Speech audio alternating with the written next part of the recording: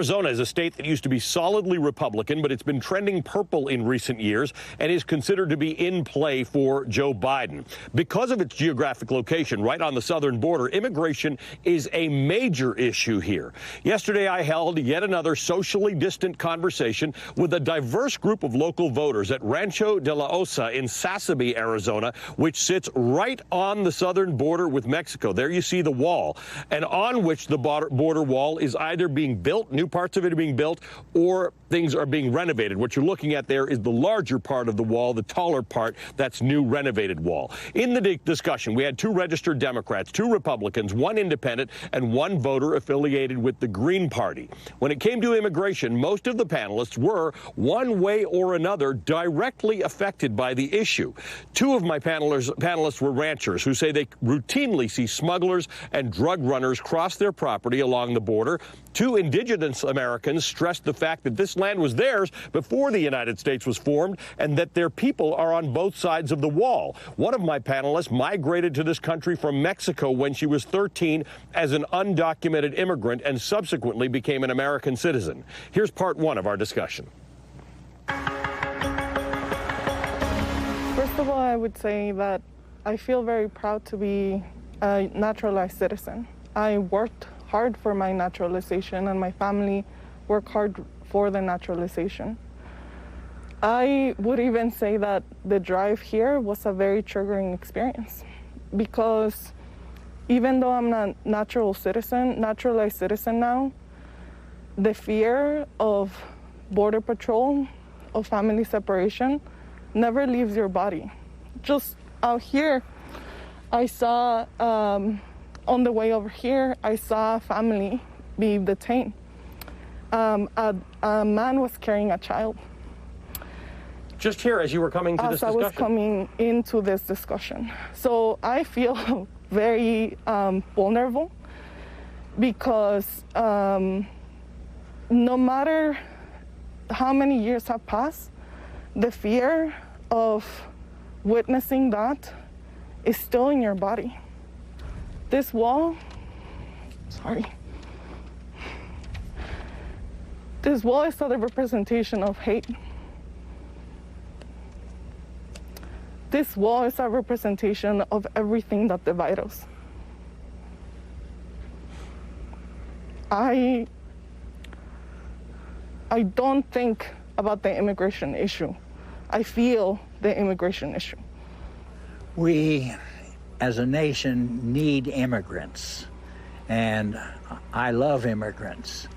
The problem is we're a nation of the rule of law, and it's against our laws for people just to decide to come into the United States. So we've had people coming from Mexico, from Guatemala, Honduras, come to our front yard. I have water for them. I have, my truck always has 10 gallons of water. We meet them, but this is very rare. In 2008, that traffic stopped, and the drug cartels took over the 200 trails coming through my ranch. And what's coming through now aren't just good people trying to get into the United States. It's drug packers. Drug packers coming into the United States to poison our people. We very seldom ever see a woman or a child. In fact, I haven't seen one in the last 4 or 5 years. This is native land.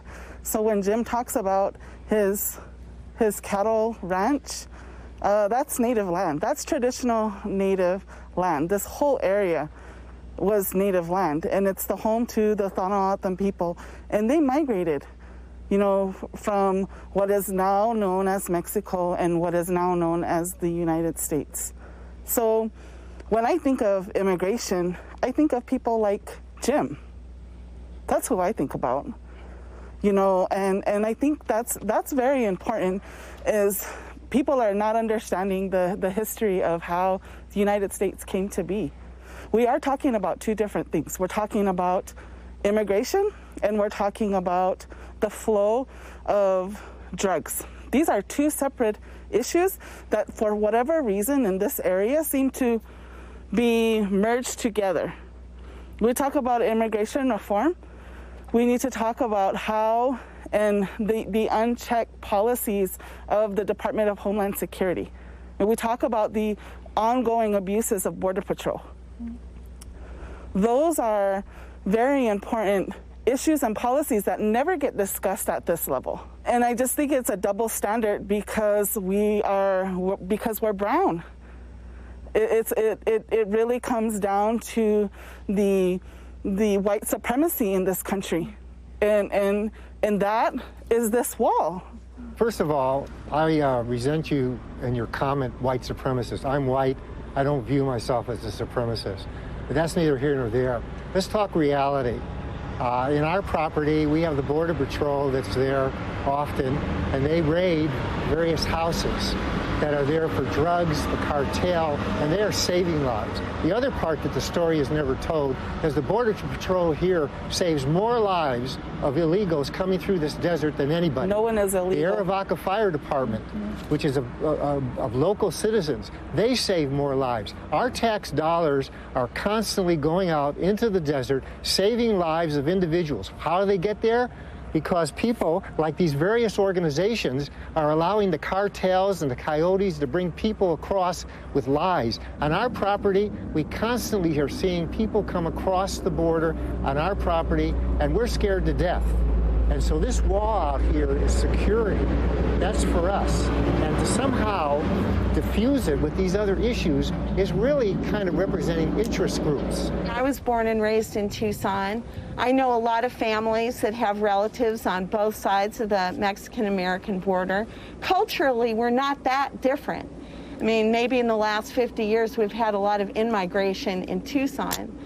But, you know, it hurts my soul to see this black, ominous barrier ripping through the desert. And the ecological consequences are not insignificant. And it's quite upsetting to even those of us who are relative newcomers to the region. We need to find ways to be pragmatic, informed, and not subscribe strictly to these extreme party views. It's interesting to hear everyone talk because really it's a lot of fear-mongering. You know, I don't believe that it is as bad as we say. Now, I will say, yes, people do come in, they steal cattle, they steal my family's cattle. We have a ranch on the nation as well. But do we need a big wall to be put in place? No. In fact, this wall has impacted our way of life, our Himmadang, you know, where we were passing back and forth between this so-called border. You know, we have villages that are located on the Mexican side. We have villages that are located close to the border on our side. We have lived here since time immemorial. So this is our way of life. You know, I believe that people need to understand that migration is traditional. And so here we have a group of people that come in and say, this is our land. It is your land now, but it was our land. And so I think really the problem that we have right now is that we are not talking to each other. You know, we are not hearing each other. What we are seeing is brown skin, white skin. And unfortunately, we're not getting down to the most important part here. You know, that this wall has divided our people. You know, it's divided us forever. You have people that came in and did a land grab, grabbed all that they could, and now it's theirs. And here we are, and we are still impoverished to this day.